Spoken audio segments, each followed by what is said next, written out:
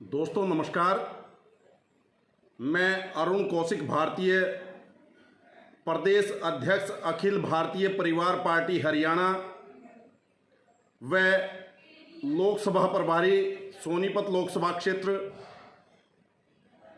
दोस्तों, जैसा कि आप सबको पता है कि राजनीतिक ज्ञान के ऊपर मैंने एक सीरीज शुरू की है। पहले हरियाणा के मुख्यमंत्रियों के बारे में अभी तक मैं बता रहा हूं। आज उसी सीरीज में हरियाणा की राजनीति भाग 6 लेके प्रस्तुत हुआ हूं। तो साथियों, जो साथी लाइव आ सकते हैं लाइव आइए।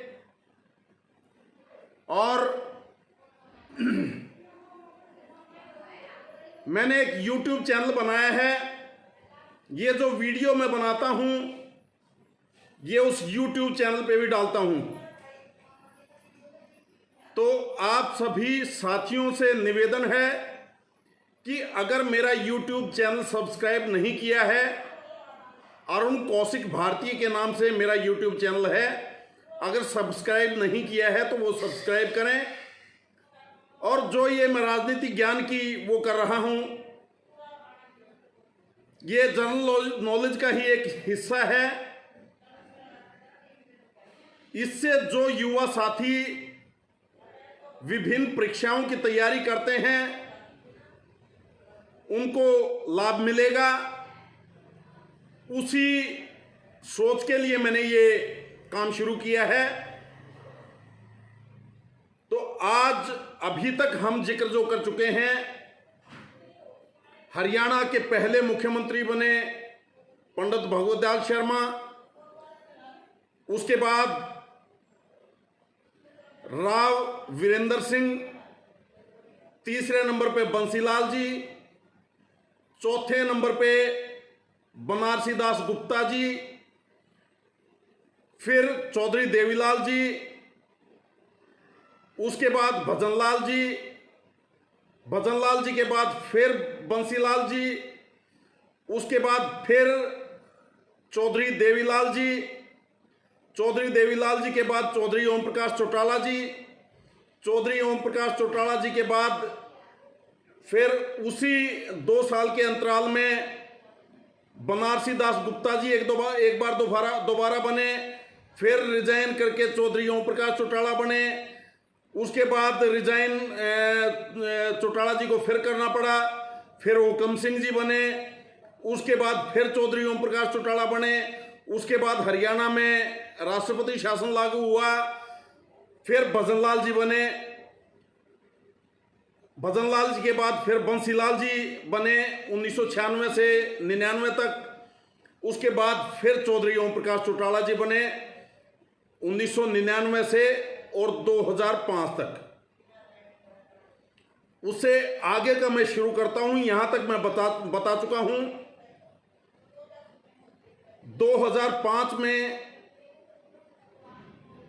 5 मार्च 2005 को नोट कर लीजिए, 5 मार्च 2005 को चौधरी भूपेंद्र सिंह हुड्डा जी मुख्यमंत्री बने। चौधरी भूपेंद्र सिंह हुड्डा जी का जन्म 15 सितंबर 1947 को हुआ। याद रखने का आसान तरीका है कि देश 15 अगस्त 1947 को आजाद हुआ था। उसके बिल्कुल 1 महीने बाद 15 सितंबर 1947 को चौधरी भूपेंद्र सिंह हुड्डा का जन्म हुआ था। चौधरी भूपेंद्र सिंह हुड्डा के जो पिता थे चौधरी रणवीर सिंह हुड्डा जी, वो स्वतंत्रता सेनानी रहे और उनकी तीसरी पीढ़ी आज राजनीति में है। रणवीर सिंह हुड्डा जी के बाद भूपेंद्र सिंह हुड्डा और अब दीपेंद्र सिंह हुड्डा। ऐसे ही बंसीलाल जी की तीसरी पीढ़ी राजनीति में आ चुकी है, चौधरी देवीलाल जी की चौथी पीढ़ी राजनीति में आ चुकी है। तो ये एक आप लोग समझिए कि हरियाणा जब से बना है तब से केवल इन तीन परिवारों का कितने लंबे समय तक राज रहा है, ये आप देखिए, गौर करने का विषय है। इन तीन परिवारों का, चौधरी देवीलाल, चौधरी बंसीलाल, चौधरी भजनलाल और रणवीर सिंह हुड्डा, ये चार परिवार हो गए। बल्कि इन चार परिवारों में इनमें ही ज्यादातर सत्ता चलती रही है। इनसे बाहर के मुख्यमंत्री तो गिने चुने बने हैं, और वो भी कुछ समय के लिए। तो हरियाणा में क्या पूरे देश में ये व्यवस्था है? मैं आपको दे तो हरियाणा ज्ञान रहा हूं, लेकिन आपको ये और बताना चाहता हूं कि पूरे देश के अंदर राजनीतिक घराने बने हुए हैं। देश आजाद तो हुआ है, लेकिन उस आजादी का लाभ आम जनता को नहीं मिला है। उस आजादी का लाभ केवल और केवल इन राजनीतिक घरानों को मिला है। आप किसी पार्टी में उठा के देख लीजिए, कोई भी पार्टी दूध की धुली नहीं है। अपने आप को चाहे जो मर्जी कहते रहें, लेकिन हर पार्टी के अंदर ये पारिवारिक राजनीति है जो ये चलती ही रही है और चलती रहेगी जब तक देश की जनता जागरूक नहीं होगी। तो अब मैं बात करता हूं चौधरी भूपेंद्र सिंह हुड्डा के कार्यकाल की। ये 5 मार्च 2005 को मुख्यमंत्री बने। उसके बाद 2009 में फिर चुनाव हुए। इन्होंने समय से कुछ पूर्व चुनाव करवा दिए थे। तो 2009 अक्टूबर में चुनाव हुए। 26 अक्टूबर 2009 को दोबारा इन्होंने मुख्यमंत्री पद की शपथ ली। और 1972 के बाद ये दूसरा मौका था जब एक ही पार्टी के दोबारा सत्ता आई। 1972 में बंसीलाल जी पहले मुख्यमंत्री थे, उसके बाद फिर वो मुख्यमंत्री बने। अदरवाइज उसी पार्टी, वही पार्टी पहले चुनाव जीत के दोबारा फिर वही आई हो। तो ऐसा ये केवल दूसरी बार हुआ था। और यूं तो मुख्यमंत्री लगातार भजनलाल जी भी रहे थे, उनका भी पहले, लेकिन वो जनता पार्टी में थे। जनता पार्टी के बाद फिर वो जनता पार्टी को पूरी को लेके 40 एमएलओ को लेकर कांग्रेस में शामिल हो गए थे। कांग्रेस में मुख्यमंत्री रहे। 82 में चुनाव हुआ तो दोबारा मुख्यमंत्री बने। तो वो एक अलग वो है। लेकिन ये जो बने ये कांग्रेस के ही 2005 में भी कांग्रेस से मुख्यमंत्री बने और 2009 में भी कांग्रेस पार्टी जीती। तो ये विधायक दल के नेता बनके मुख्यमंत्री की शपथ इन्होंने 26 अक्टूबर 2009 को ली। उसके बाद ये मुख्यमंत्री रहे 26 अक्टूबर 2014 तक। कब तक? 26 अक्टूबर 2014 तक ये मुख्यमंत्री रहे। और ये कई बार एमएलए भी बने। एमएलए ये बने सन 2000 में, उसके बाद 2005 में, 2009 में, 2014 में, 2019 में। इन विधानसभा में 2005 में जब ये बने थे तो विधानसभा के जो चुनाव हुए थे उनमें ये एमएलए नहीं बने थे, तब ये सांसद थे। लेकिन मुख्यमंत्री बन गए। 6 महीने के अंदर विधानसभा का चुनाव, दोबारा विधानसभा का सदस्य बनना जरूरी था। तो श्री कृष्ण हुड्डा को कलौई से इस्तीफा दिलवा के इन्होंने चुनाव लड़ा और ये जीत के विधानसभा पहुंचे 2005 में। और ये सांसद रहे रोहतक से, रोहतक लोकसभा क्षेत्र से। इन्होंने देश के दिग्गज नेता, हरियाणा ही नहीं देश के दिग्गज नेता जो हरियाणा की तरफ से एकमात्र ऐसे नेता रहे हैं जिनका नाम प्रधानमंत्री के लिए भी है, लेकिन वो प्रधानमंत्री ना बनके उप प्रधानमंत्री बने थे। इन्होंने 3 बार उन ताऊ देवीलाल को चुनाव में रोहतक से हराया। 1991 के चुनाव में, उसके बाद 1996 के चुनाव में, फिर 1998 के चुनाव में। चौधरी देवीलाल को इन्होंने रोहतक से हराया, और जबकि इनेलो के एक छोटे से कार्यकर्ता इंदर सिंह से ये 1999 में लोकसभा का चुनाव हार गए थे। तो इनके मुख्यमंत्री काल की विशेष बातें करें, एक तो इनकी खेल नीति जो थी, खेल नीति इनकी बहुत अच्छी थी। उससे पहले भारत को पदक नहीं मिलते थे ओलंपिक वगैरह में, कोई खास भारत का प्रदर्शन नहीं रहता था। लेकिन चौधरी भूपेंद्र सिंह हुड्डा की खेल नीति के कारण इन्होंने ये डिक्लेयर किया था कि हरियाणा का जो भी खिलाड़ी अंतर्राष्ट्रीय स्तर पे ओलंपिक में पदक लेके आएगा या किसी और बड़ी प्रतियोगिता में पदक लेके आएगा तो उसको 2.5 करोड़ रुपया इनाम दिया जाएगा जो गोल्ड मेडल लेके आएगा, और जो सिल्वर मेडल लेके आएगा उसको 1.5 करोड़, और जो ब्रॉन्ज मेडल लेके आएगा उसको 1 करोड़।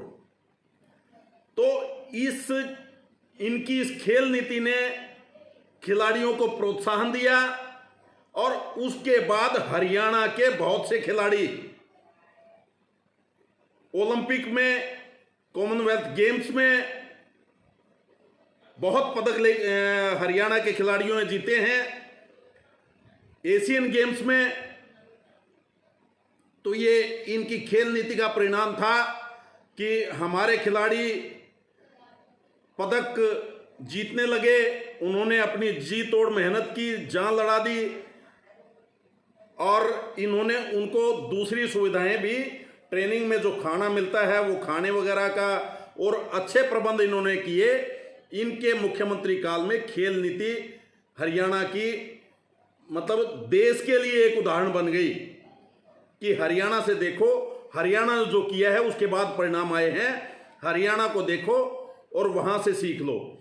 इसके अलावा इनका जो कृषि नीति थी, कृषि नीति के क्षेत्र में भी इन्होंने किसानों के लिए भी अच्छे काम किए, बल्कि दादूपुर नलवी एक नहर थी उसकी खुदाई का काम इन्होंने चालू करवाया, और काफ़ी कुछ काम पूरा भी करवाया। SYL पे भी इन्होंने काम करवाने की कोशिश की, लेकिन वो 2 राज्यों में मुद्दा उलझा होने के कारण कई उनमें इनको सफलता नहीं मिल पाई। लेकिन फिर भी इनके जो प्रयास थे वो सकारात्मक थे, हरियाणा के हित में थे। उसके बाद इन्होंने बिजली के बिल, हरियाणा में जो बकाया बिजली के बिल थे लोगों के ऊपर बहुत ज़्यादा हो रखे थे। पहले की सरकारों ने जो बिजली का जो वो बना रखा था काफ़ी ज़्यादा लोगों के, क्योंकि बिल भारी होते थे, लोग बिल नहीं भर पाए। ओम प्रकाश चौटाला ने एक बार कह दिया था कि बिल मत भरो, मैं माफ़ करवा दूंगा, लेकिन उन्होंने माफ़ ना करवाने की बजाय दूसरे जो मीटर थे वो लगवा दिए। जो पहले पुराने मीटर होते थे करारी वाले, वो हटा के इलेक्ट्रॉनिक मीटर बदलवाने चौधरी ओम प्रकाश चौटाला ने शुरू करवा दिए थे, और किसानों पे गोलियां चलवाई थी। लेकिन चौधरी देवीलाल ने ना चौधरी भूपेंद्र सिंह हुड्डा ने आके अपने मुख्यमंत्री काल में बिजली के बिल माफ करवाए, बैंकों के कर्जे माफ किए, और केंद्र सरकार से मिलके, हरियाणा में तो किए कि केंद्र सरकार से मिलके इसका अनुमोदन किया कि मध्यम वर्गीय परिवार हैं वो बहुत ज़्यादा दबे हुए हैं, गरीब परिवार हैं वो बहुत ज़्यादा दबे हुए हैं, तो एक बार कर्जा माफ़ करना ज़रूरी है। केंद्र से भी इन्होंने कर्जे माफ़ करवाए। और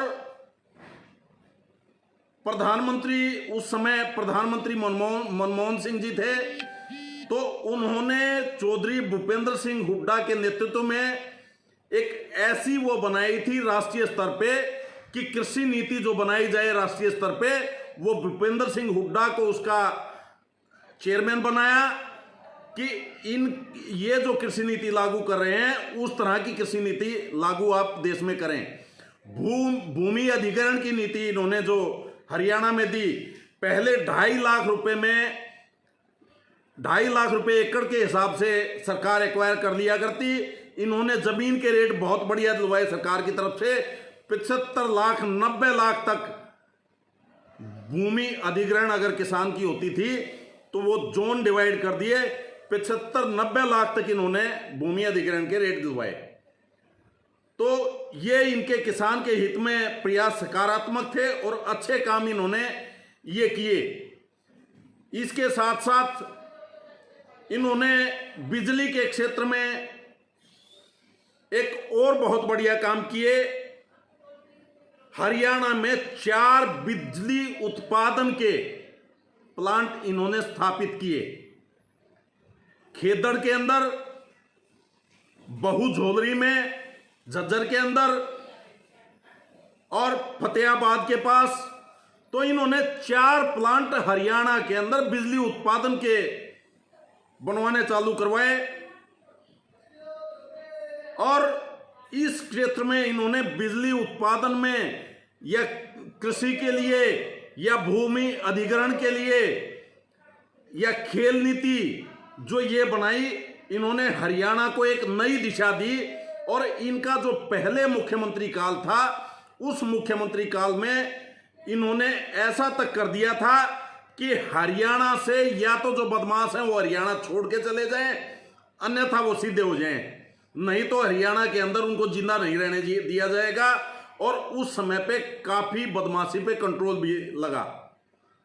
लेकिन दूसरे कार्यकाल में बदमाश फिर से सक्रिय हो गए थे और वो चीज इनको ले डूबी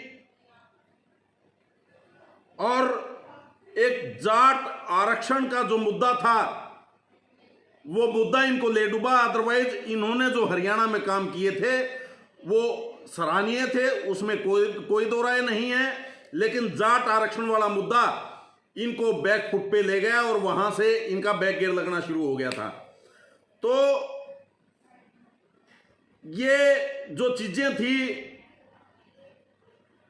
ये सारी की सारी चीजें इनके बारे में मैंने आपको खोल के बताई।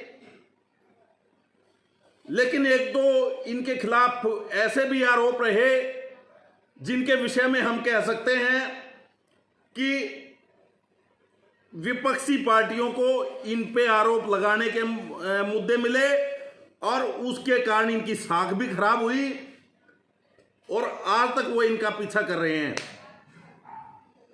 जैसे रिलायंस वगैरह को भूमि अधिग्रहण करके रिलायंस को जमीन देने का एक केस आया था, रॉबर्ट वाड्रा की एक कंपनी को जमीन देने का केस आया था कि वो सस्ते में रजिस्ट्री करवा दी। तो ये जो मुद्दे थे ये इनके खिलाफ गए और आज तक भी इनका पीछा कर रहे हैं। उसके अलावा इनके मुख्यमंत्री काल में गुड़गांव में एक मारुति फैक्ट्री है, मारुति कार बनाने की फैक्ट्री है। उस फैक्ट्री के अंदर एक बार गोली चली थी, मारे गए थे, एक अधिकारी मारे गए थे और वो मुद्दा भी इनके काल का एक बड़ा इनके खिलाफ कहे जाने वाला मुद्दा कह सकते हैं। उस पे कार्रवाई इतनी अच्छी तरह नहीं की गई। तो वो एक केस इनके खिलाफ ऐसा था जो हम कह सकते हैं कि वो दाग था। लेकिन ऐसी बातों को लोग बाद में भूल जाते हैं। उसके बाद 26 अक्टूबर 2014 को जब ये गए, कांग्रेस पार्टी हार गई थी, तो उसके बाद भारतीय जनता पार्टी पूर्ण बहुमत से सरकार में आई थी। भारतीय जनता पार्टी के मनोहर लाल खट्टर जी, श्री मनोहर लाल खट्टर जी भारतीय जनता पार्टी की तरफ से मुख्यमंत्री बने। 26 अक्टूबर 2014 को खट्टर जी ने हरियाणा के मुख्यमंत्री के तौर पे भारतीय जनता पार्टी की तरफ से शपथ ली। उसके बाद 2019 में भारतीय जनता पार्टी फिर सत्ता में आई, 40 सीटें जीती, पूर्ण बहुमत से नहीं आई, लेकिन जजपा के साथ मिलके, जजपा के साथ समझौता करके इन्होंने सरकार बनाई और कुछ निर्दलियों को मिला के इन्होंने सरकार बनाई और दोबारा मुख्यमंत्री श्री मनोहर लाल खट्टर जी बने। तो मुख्यमंत्री बनके इन्होंने कई काम ऐसे किए हैं जो इनके उपलब्धि के तौर पे बताए जा सकते हैं। सरकार बनने के बाद इन्होंने निर्णय किया कि हरियाणा के अंदर हर जिले के अंदर महिला थाना होगा। हर जिले के अंदर इन्होंने महिला थाना बनाया। उसके बाद पुलिस रिफॉर्म के इन्होंने कुछ काम किए और महिलाओं की एक विशेष भर्ती निकाली। पुलिस में महिला सिपाहियों के लिए एक विशेष भर्ती निकाली, उसमें महिला सिपाहियों को भर्ती किया गया, जिससे महिलाओं के प्रति जो अपराध होते हैं उनकी छानबीन करनी होती है या उनके विषय में काम करना होता है। तो महिला सिपाही महिला अधिकारी होंगी तो वो महिलाओं के साथ बात करके अच्छी तरह उनकी मदद कर सकती हैं। उसके अलावा पारदर्शिता लाने के लिए नौकरियों में पारदर्शिता लाने के लिए इन्होंने काम शुरू किया है। अभी तक कुछ हद तक ये सफल भी हुए हैं। नौकरी में पारदर्शिता पहले की सरकारों में इतना नहीं थी। इन्होंने जो नौकरियों में पारदर्शिता के मामले में कह सकते हैं, चाहे मैं भारतीय जनता पार्टी का नहीं हूं, लेकिन ये बात अवश्य मानने वाली है कि नौकरियों में पारदर्शिता बढ़ी है पहले की बजाय, लेकिन पूर्ण रूप से अभी भी नहीं हो पाई है। फिर भी इन्होंने जो कदम उठाए हैं वो कदम सराहनीय हैं। और उसके अलावा ई गवर्नेंस का इन्होंने जो चलाया, ई गवर्नेंस से जैसे ये CSC खोले गए हैं, अटल सेवा केंद्र, मतलब कॉमन सर्विस सेंटर जिन्हें हम कहते हैं CSC, वो जो खोले गए हैं उन पे आपको डोमिसाइल बनवाना है, कोई और चीज़ इस तरह के काम करवाने हैं तो आपको तहसील में धक्के खाने की ज़रूरत नहीं। आप वहाँ से अपना सारी चीज़ें तैयार करवाइए और ऑनलाइन आप अप्लाई कीजिए। काफ़ी चीज़ें ऐसी भी हैं, आप वहाँ से ऑनलाइन अप्लाई कीजिए। आपको वोटिंग का आई कार्ड बनवाना है तो वोटिंग आई कार्ड के लिए, खैर वो तो केंद्र का भी चुनाव आयोग की तरफ से वो है, तो वो भी ऐसे काम जैसे जैसे इलेक्ट्रॉनिक युग बढ़ता जा रहा है तो उसका इन्होंने लाभ उठाया और वो काम ई गवर्नेंस इन्होंने हरियाणा में लागू की। बायोमेट्रिक सिस्टम से जो हाजिरी लगने का काम है वो इन्होंने शुरू किया सरकारी दफ्तरों में, तो ये इनकी तरफ से काम रहे हैं। उसके अलावा विमेन एम्पावरमेंट के लिए भी इन्होंने काम किए। उसमें एक चीज जरूर बढ़ी है, हरियाणा के अंदर जो अनुपात है, लिंग अनुपात है, उसमें सुधार हुआ है। इनके मुख्यमंत्री बनने के बाद जो पहले 808-810 के आसपास हुआ करता, 1000 आदमियों के पीछे औरतों की संख्या, आज वो 1000 में 890 से 900 के बीच पहुंच गई है। तो ये इनकी एक उपलब्धि है, विशेष उपलब्धि इसको हम कह सकते हैं।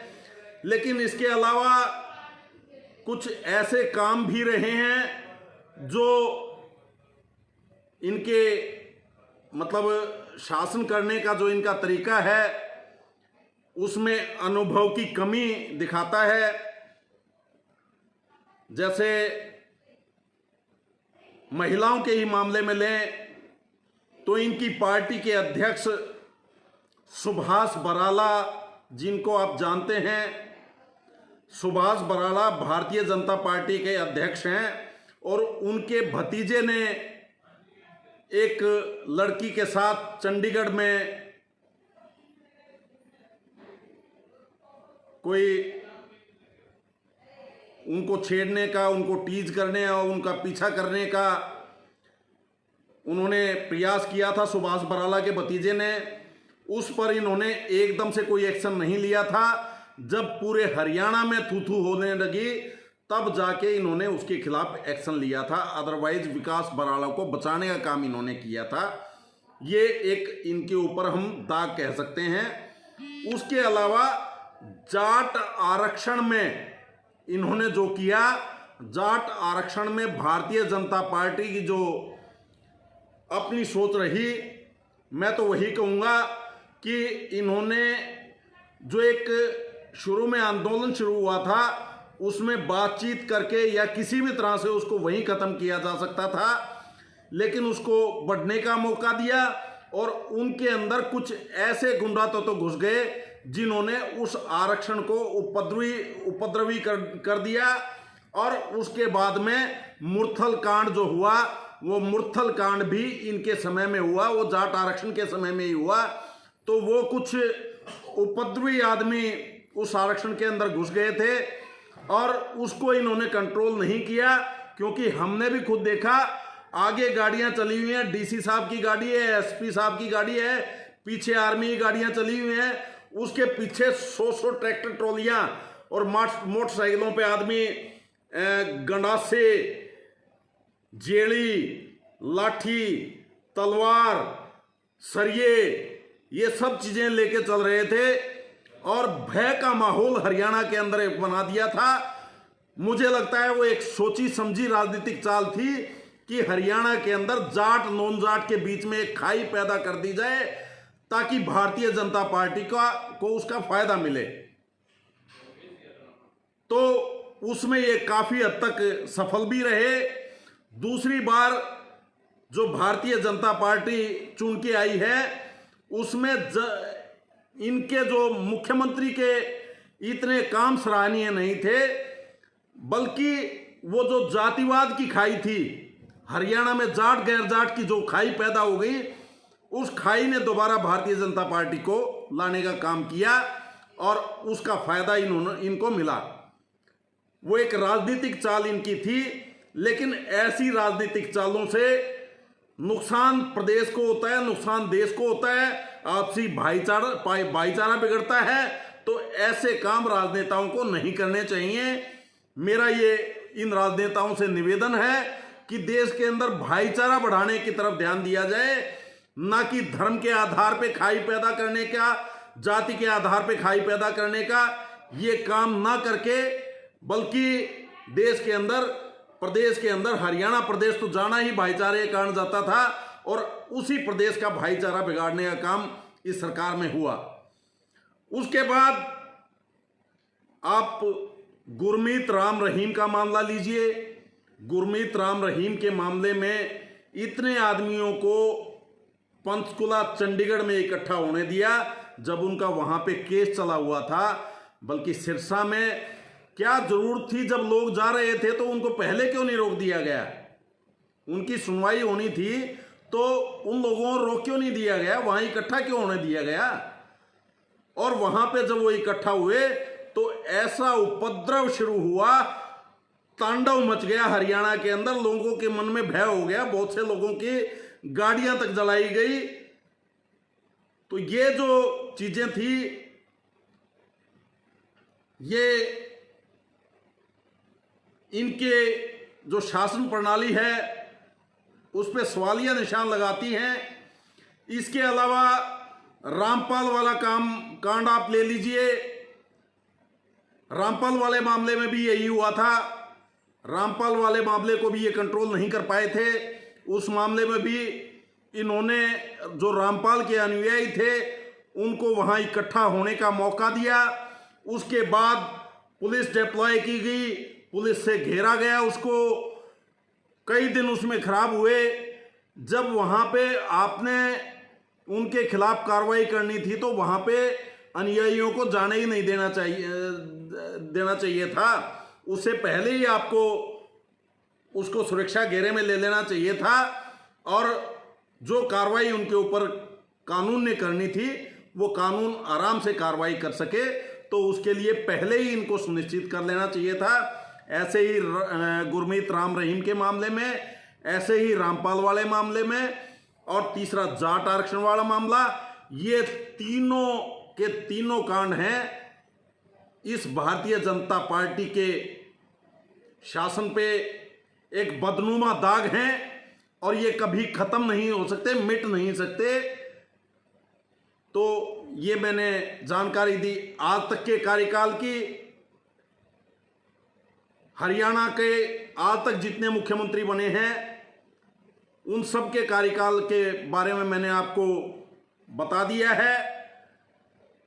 मनोहर लाल खट्टर जी का अगर जन्म तिथि मैं बता पाया हूँ, आपको नहीं बता पाया हूँ शुरू में, तो इनकी जन्म तिथि जरूर नोट कर लें। 5 मई 1954, 5 मई 1954 को मुख्यमंत्री मनोहर लाल खट्टर जी का जन्म रोहतक जिले में हुआ था। तो ये आज तक के मुख्यमंत्रियों की जानकारी मैंने युवाओं को दी है। तो इनमें मैंने जो जो जानकारियां दी हैं वो आप नोट कर लें, और जो आपकी परीक्षाओं में आ सकती हैं वो तो दी हैं, लेकिन उसके अलावा भी जो राजनीतिक ज्ञान, जैसे सरकारों में किस तरह के क्या कांड हुए, सरकारों के अंदर और क्या क्या, जैसे ओम प्रकाश चौटाला जी के बारे में बताया था, महम वाला मुद्दा, वो आज के युवा नहीं जानते होंगे, क्योंकि उसके बाद जो युवा पैदा हुए हैं उनको पता ही नहीं उस समय पे क्या हुआ। या बंसीलाल जी के समय में जो इमरजेंसी के टाइम पे जो इमरजेंसी लगी थी, उस समय पे नसबंदी वाला मुद्दा, और बहुत सारी चीज़ें मैंने एक ज्ञान ऐसा दिया है जो छात्रों को होना चाहिए और हमारी अगली पीढ़ी को होना चाहिए। और एक ये जानकारी जो आज तक का मैंने टोटल खोल के बताया है कि राजनीतिक परिवार पूरे देश में अपनी पैठ बना चुके हैं, हरियाणा के अंदर भी वही है। जब तक जनता नहीं जागेगी तो ये राजनीतिक परिवार इस तरह ऐसे ही आपके ऊपर राज करते चले जाएंगे। सरकार चाहे किसी की भी आए, आप भारतीय जनता पार्टी की भी सरकार हरियाणा के अंदर लें तो इसमें भी आपको वो आदमी मिलेंगे जो पहले कांग्रेस में चुन के आए हैं, कांग्रेस से चुन के इसमें आ गए, पहले वहां पे उन्होंने मलाई खाई, अब इस राज में मलाई खा रहे हैं। तो ऐसी बहुत सारी चीजें हैं जो एक राजनीतिक परिवारों की एक परिपाटी इस देश में बन चुकी है, उस परिपाटी को खत्म करना जरूरी है। वो ज्ञान भी इन चीजों में सीखने को मिला है युवाओं को। तो आज के लिए इतना ही। हरियाणा की राजनीति भाग 6 आज खत्म हुआ। आपसे मैं इजाजत चाहूंगा। अगर आप लोगों ने मेरा YouTube चैनल सब्सक्राइब नहीं किया है तो अरुण कौशिक भारतीय के नाम से मेरा YouTube चैनल है, ये वीडियो उस पे भी उपलब्ध रहेंगी। जय हिंद, जय भारत।